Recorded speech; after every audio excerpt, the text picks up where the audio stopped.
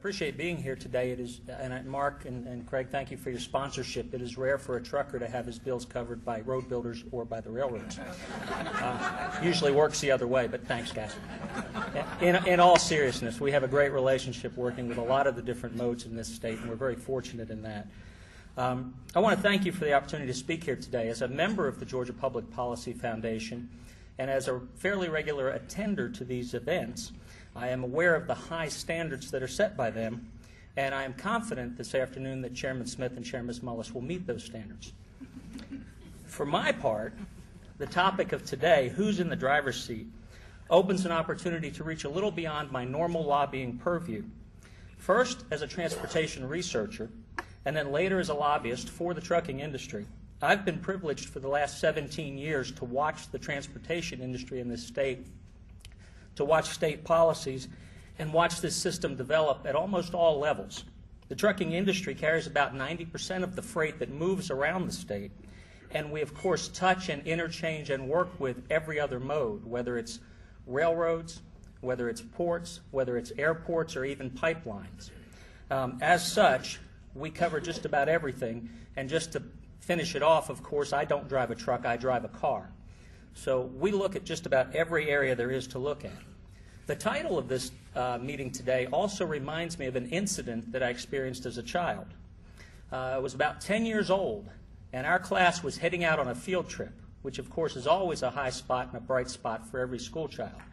We'd happily loaded onto one of those wonderful yellow buses, rushing as kids and Baptists do towards the back rows, and parents were sitting in the front, and off we went down the road. Now, we were rattling along, and this is before the age of seat belts, you know, when there were steel backs on the back of those bus seats and the whole bit. We were rattling along when we hit a particularly bumpy patch of road. And I'll never forget what happened, because as we went through this bumpy area, we hit one particularly large bump, and the driver went airborne. Now, she was a mildly overstuffed woman who didn't quite land on the seat. She ended up hitting half the seat, flipping sideways, and rolling down the stairs. And from my row, all I could see were her two legs in the air. Meanwhile, several different things happened at once. A lot of people didn't realize anything was wrong. Some people who did just started yelling, as if that was going to help. Others grabbed for the driver, while others grabbed to take the wheel. And at the same time, the bus started losing momentum and started just bouncing whichever way any bump would send it. I'd say it probably took only about 3 or 4 seconds to get her back in that seat and get us back on the right path. But for those of us who did see it happen, it was a frozen moment in time. It seemed like it was going to last forever, and we weren't sure how it was going to turn out.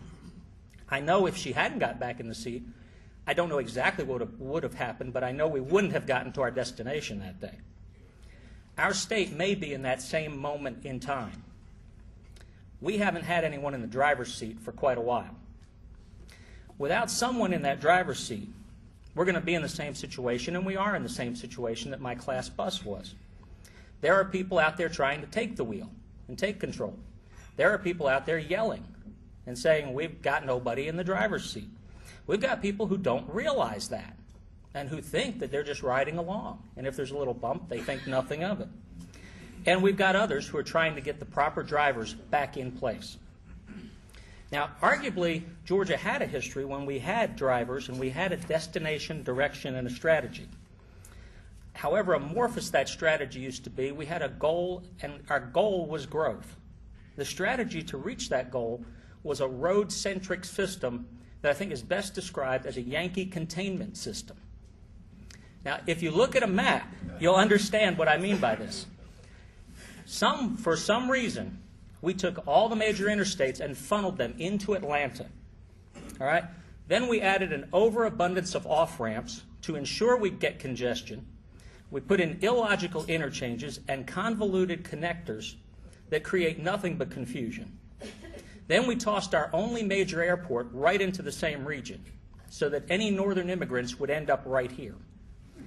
Now, then to top all of that off, we ensured that if any of them got away, that they would, in their 250-mile trip down to Florida, see absolutely nothing of interest or significance on the side of the interstate system.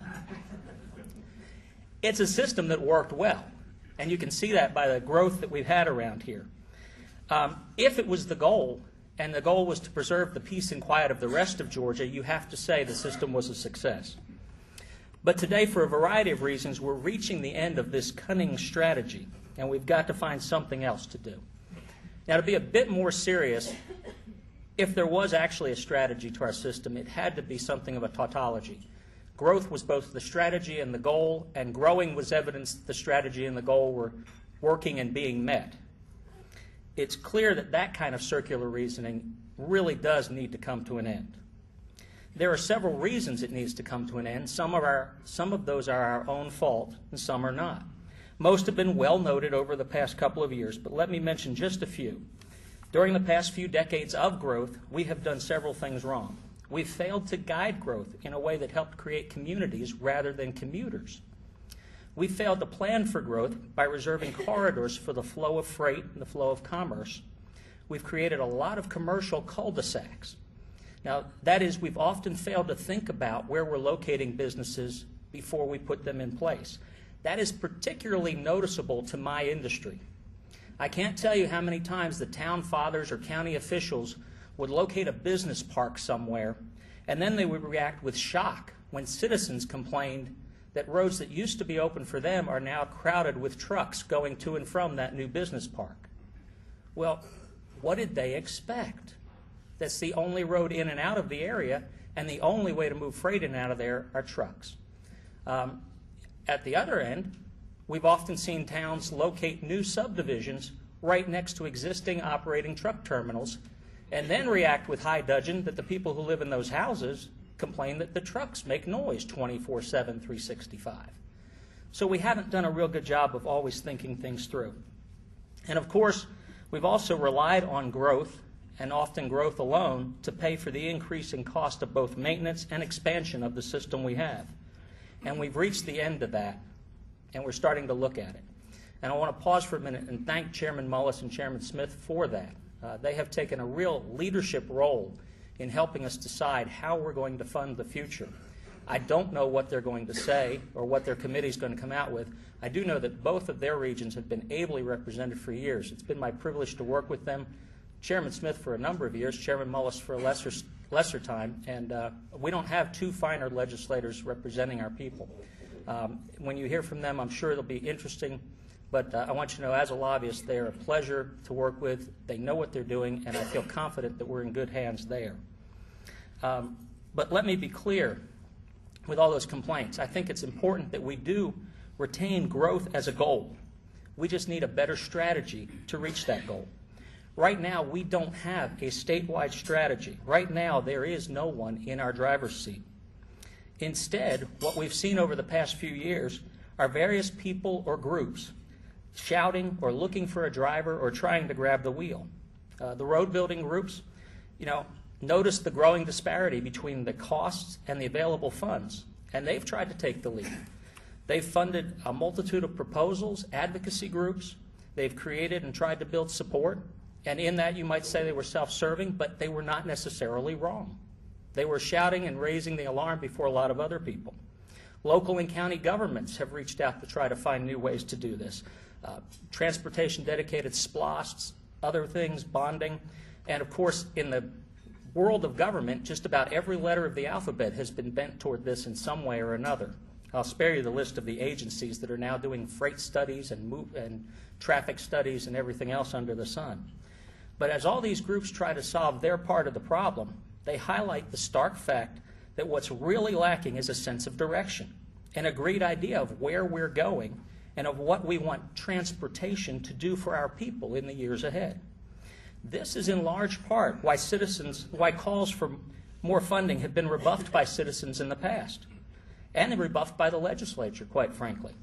There's no clear strategy for what more funding is going to bring and what more funding is going to do for us. Yeah, the DOT has its statewide transportation improvement plan. ARC has its vision. Greta has its buses. And you can go on and on and on. But who's in the driver's seat?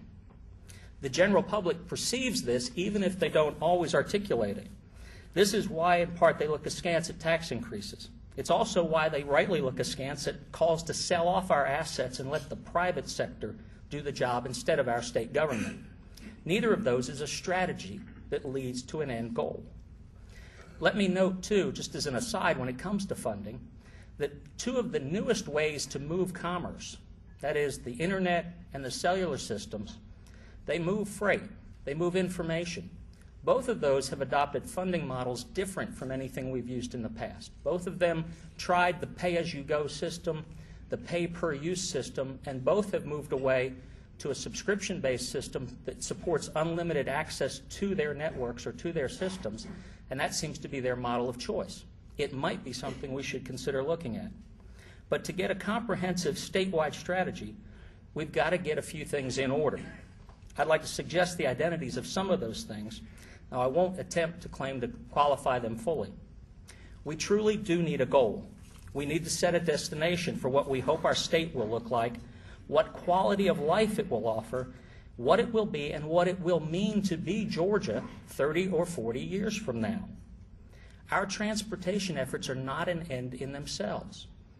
Building roads, airports, new rail, ports, sidewalks, all of those should be focused on getting us to our goal of what we want our state to be. I would argue those are tools, not end products. If we get a driver in the driver's seat, we still need a strategy because even the driver has to know where we're going. As I said, I'd argue that our transportation assets are tools, but we need to decide as a state if that is what we think of them, or do we want them to be considered as end products? Related to that, we've got to get a grasp on the idea that private sector is not synonymous with free market. A private company has a profit motive and a natural desire for monopoly. But it's competition of the free market that gives consumers the best benefits, not the altruism of any one firm. There is nothing wrong with the basic idea of letting private firms build roads and charge for them, if they are truly privately funded and there is true competition. Our predecessors realized the folly of mixing the state's power of eminent domain and tax authority with the for-profit motives of the private sector. They stayed away from creating monopolies and government-backed franchises, and we should as well. Along with that, we need to decide if we have faith in our state government to do the job. If we do, then we should get clear on who in state government does that job, what department or what agency, and we should hold them responsible for delivering what it is that we want. If we do not believe our government should and could get the job done, then we should probably close that part of government down and see if the Florida DOT or the Tennessee DOT would like to bid on running the Georgia system, or perhaps hold that out for the private sector. Personally, I think our people can do the job, but as a state we need to do that, make that decision and get behind them. There is much more, of course, that has to be considered. We really have to look at where the future is going to decide if we can decide where we want to go. Where do we want ports to be? How big do we want to expand our ports, or do we want to consider inland ports? How can we develop funding flexibility to deal with changing fuels or motive power? How much should we invest in people, such as law enforcement, as opposed to pavement to relieve congestion? How much and what role can rail play? Will vehicle technology improvements solve congestion issues and pollution issues better than any infrastructure we can build? These are just some of the questions that we should deal with as we try to decide on what our long-term strategy should be. In the end, however, I think if we answer that question, where do we want to go, what do we want this state to look like down the road, all these other questions become easier to answer. Not easy, but easier. Most of the other things will fall into place if we know where we're going and we know what results to expect. Now, as for the question of today, who's in the driver's seat, I would say again for the moment, no one has been. But having said that, I think there is hope. People have been talking about this for a while. People have been raising their voices. People like the road building community, the Georgia Public Policy Foundation, and others have been raising awareness. And I think the people who should be in the driver's seat, our legislature, our governor, that is our elected representatives, are getting back up in there and I'm hopeful that they will lead us in the right direction. I promise you that groups such as ours will continue to do our part to encourage that, and I think that soon this frozen moment in time may be behind us, and I hope our state will confidently be moving into the future. Thank you. Thank you. It's good to be with you today. I wasn't sure when Ed started if I was for mandatory truck lanes or voluntary truck lanes. So I'm still debating that, but Ed, thank you for your talk. Glad to be here at the Georgia Policy Foundation. Thank you for having us. This is a hot topic, and it's going to be an important one. And before I start, I'd like to commend my colleague, sorry calling him speaker, but Chairman Smith, Vance Smith, is a true honorable person. I really have enjoyed working with him on this issue.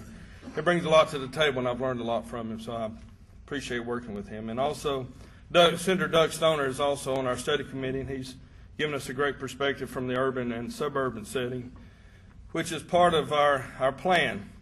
And I want to, before I get started, I want to let you know the part of Georgia I'm from. I'm not going to talk about Plum Nelly because most of you have heard my stuff before, but I do represent the very corner of Georgia, the northwest corner. In fact, I'm the mayor of Chattanooga claims to have the largest city in northwest Georgia, which is Chattanooga, Tennessee. But it's not true. But we do have troops on the borders to try to keep those foreigners out of Georgia up there. But also, I need your help with something. As you can tell, I've got a weight problem, and we had banana pudding on the table, so don't tell my wife, but she's got me on a diet. And the other day, she had me working out, burning fat, smelled like bacon cooking, made me hungry, so I had to quit. So I'm really struggling with that, but we're getting there. So just keep it close to you.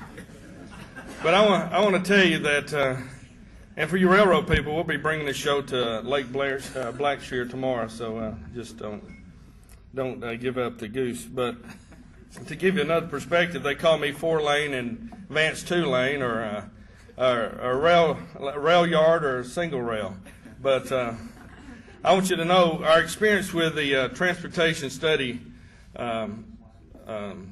task force that we've had has been really tremendous. Buddy Gratton and his staff at DOT has been expert in their arena, and has been great to help us with our task along the way.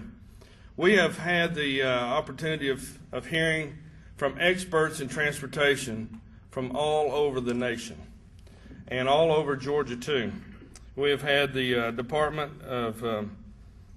the U.S. Department of Transportation speak to us, as well as experts from Washington State, Oregon, Virginia, Florida, Missouri, and we have truly learned a lot.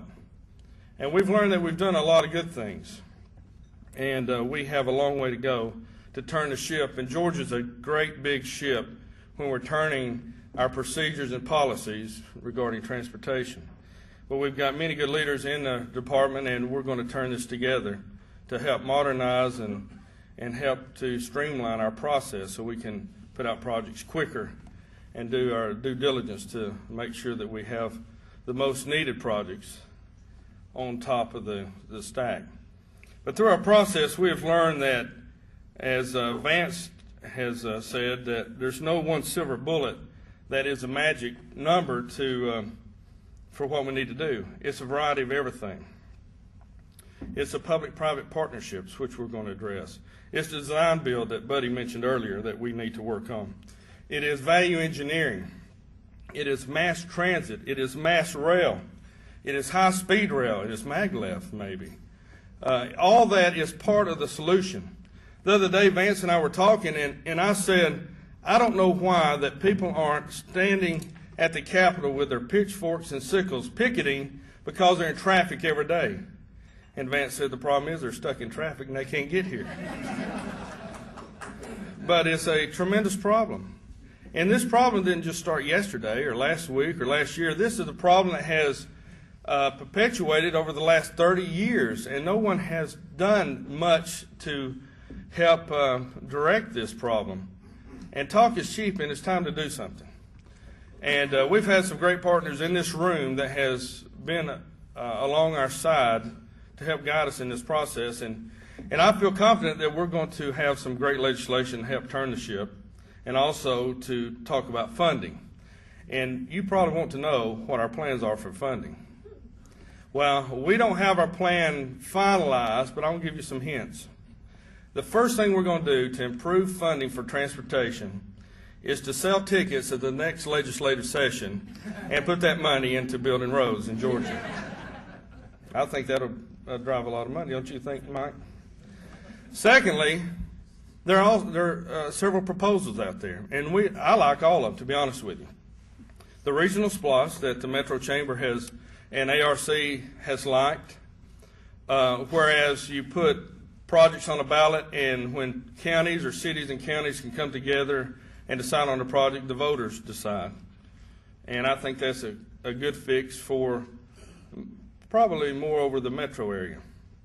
Another suggestion is a statewide SPLOST. And by the way, both of these bills have already been introduced. They're in the legislature already. That statewide we put items on the ballot, projects, transportation projects, and allow the voters to see if they want to add up one cent sales tax for those. And the fourth item, I said three, the fourth one, which I think is I like to call it the Transportation Legacy Act, is to add a percentage sales tax in lieu of the current motor fuel tax that will be a long-going, forever funding mechanism for transportation. Now, for those of you who haven't seen my chart, let me show you something. Transportation now is funded solely by motor fuel tax. The motor fuel tax in Georgia is 7.5 cents a gallon. It's the lowest in America. However, we have percentages on top of that as the price escalates, the percentages get higher, and our price sometimes is more than our neighboring states. Well, the other day, I was in Savannah, and I was in a hybrid car. And in that hybrid car, it was loaded. Everything you can imagine in a car. And it received 52 miles a gallon. And it's affordable, $27,000. Today's standard, that's affordable. Who will not be buying or looking at buying a hybrid car in the future? I'm waiting on them to come out with a truck model, and that's me. So I think that that's the way of the future. If we woke up tomorrow and we're all driving electric cars, we would no longer have motor fuel tax. That means we no longer have any funding for transportation. And I don't know about you, but people in my district gripe at me about potholes in the road. So it's important that we continue to find solutions for funding as serious solutions. And I think what you'll see come out of the study committee will not just be talk. There'll be real solutions, real money that we hope that you can embrace and get behind. But if we use our motor fuel tax, today we receive more money than ever before from motor fuel tax. And that chart figure is like this. The price of construction is like this. Those lines will never meet. So it's apparent that we have to come up with new ways to fund transportation. And that's what Vance, Senator Stoner, and the rest of our study committees have tried to do this summer. And I know you think, well, study committees, they're kind of a dime a dozen. We study everything in the state of Georgia. But this has been, as Buddy has mentioned, and Ed too, probably the most professional study committee I've ever been a part of or I've ever witnessed. And you're going to see results come out of this. I just want to say thank you for having us here today. A lot of good friends in the room, a lot of people I hadn't met before, met the first time, and it's always a pleasure to be with a great group like this. Y'all are the movers and shakers of the area of Atlanta, and we appreciate that. I know we've talked to a lot of you during this past summer when we've had the study committee, and I appreciate you speaking up and letting us know how you feel. That's the only way we're going to arrive at a solution for transportation. I want to first say thank you to Benita for having us here. Appreciate you doing this. I think an open forum like this is always important. I just always hope in an open forum, when it does come to the question and answer period, that people have some questions, but definitely have some answers, because that's what we're looking for. There's no one person, as Jeff said, the silver bullet. I don't know, maybe I'm getting tired. We may have to think of something else on silver bullet, but there's no one solution out there, but there's certainly room for everybody's opinion, and I think that's very important. I think if we take our time, be very patient, we have the responsibility first of listening, and then we have the responsibility of communicating what we hear. And what we're after is what's best for all the people outside these walls, these 9 million people in the state of Georgia. They will be hopefully the beneficiaries of what we do on this study committee with the legislation that we come up with. And we do have some very important bills, I think. I think the important thing, and thanks to Buddy, we've worked with he and Earl Moffis, the treasurer, and all the department, some great staff that put this together. I don't know if any of you pulled up the website on the Joint Study Committee on Transportation Funding. If you've not done that, pull that up. You can go back to the very first meeting we started at the end of June. You can listen to all the testimony of every individual from all over the United States, all the way to the Secretary of Transportation's office, Tyler Duvall, and David Horner came down. So it has some great testimony. Our responsibility now is to compile all this information, put it all together in a neat package, and to come up with those solutions. I've used the example the last few weeks because I know this is an ongoing process. And I wish I could stand up here, and I know Jeff does. I wish we could stand up here right now and tell you we're fixing to do A, B, C, D. But we're actually meeting again in December. We're going to have a couple of days of meetings. And I think it's important to get it right. I wouldn't want to dare speculate on what we think we're going to do as a committee, because if I speculate, it would be what Vance Smith thinks we ought to do. And we've got a great committee. Doug's here, and of course Jeff, and then on the House side, Donna Sheldon, Mark Hamilton came as ex officio member, Jay Shaw from South Georgia. We had Senator Chip Pearson on the Senate side, and Senator Tommy Williams, and Senator Valencia C. And James Mills. We got a great group. We've got people from all over the state of Georgia that have served on this committee, from the north to the south and east and west. And we've had a lot of great discussion. We've listened a lot, and now we're to the point of debating what we're going to do.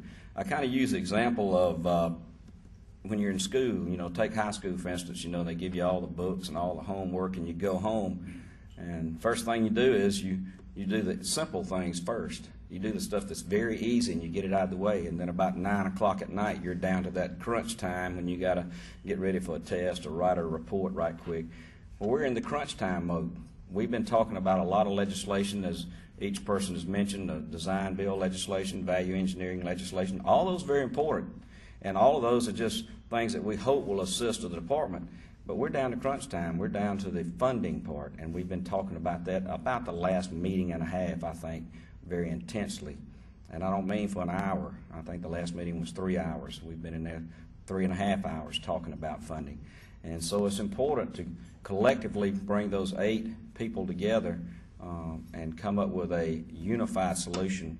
And I think what's very important that you'll see happen in December, we're bringing in, of course, DOT's coming over. A new commissioner, Gina's coming over, and she's going to talk to us a while. We're going to bring Janine Miller from the governor's office, who's working on transportation for the governor, bring her in. It's got to be a joint effort. I mean, we can't just run out of the room as a group of 8 and say we have the solution to the problem unless we've got everybody on the team working together. And sometimes that's kind of a tricky situation. I mean, it's hard to get everybody on the team together, but to do it right and do what's most beneficial for the citizens, we've got to be together. And it may mean that we have to give up a little bit over here to make sure we get this person on the team, or a little bit over here to bring the other person in. But it's all a matter of negotiation. And y'all know that. You're business people. You don't always get what you want, but you get as close as you can to what you want. And I think it's important. It's been exciting. Boy, we heard some great testimony.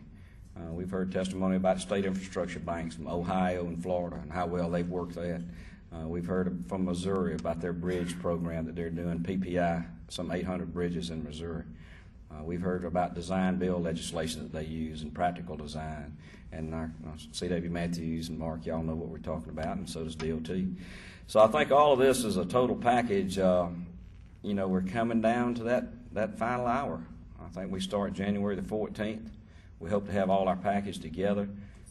And as again I say, I wish I could tell you this bill's going to do this and this bill's going to do this, but we're slowly getting there. And I just ask for you to be a little bit patient. Give us these final 8-10 weeks to to bring it all together. And we've got to do it. If it doesn't happen, you won't see me anymore, because I'll be run out on that rail that Emory wants. Where is Emory? I guess we all get set in our ways. We were talking about effectiveness and being more effective and efficient in DOT. It's been a pleasure working with Buddy. I look at my own business. I'm in private business. I do drive a dump truck, Ed. I'm in the trucking bulldozer business. And my son comes up, and he's 31. He said, "Dad, this is 07. It's not 1987. I think that's what we have to get our mindset rolling. We have to realize that the generations coming behind us may want to live in Atlanta, Georgia. They may not want to own a car. They may want to walk down to the corner, catch a bus, and catch a little light rail, or ride the bike into work. So we've got to realize in the future, if we're going to keep growing like we're growing, we've got to think like the people coming up behind us think, like our children and our grandchildren think. Because we don't know, they may look like the Jetsons by the time our grandkids are big enough, but we need to think that way. And I think we need to be open to the process. I think we've had some great leadership in the state of Georgia. I can remember since '93 being in the legislature, and DOT has won a lot of awards, been recognized nationally as great highway systems, and that's great. But this is 07. We got to keep pushing, and we need to hear your positive comments, but we more need to hear what's negative. We need to hear that, and don't be shy about telling us about it. Dessert's good, but we got to have some of that lettuce that I don't really like eating. We got to have a little of that too. Tell us what's wrong. Tell us where we're going wrong, and I feel sure that the members of that committee and the people of the House will listen. Thanks for having us here. Be glad to take any questions, and still looking for those answers. But let us know how you feel. Stay in touch with us. Give us a call. And if you're ever in Pine Mountain, Georgia, look me up.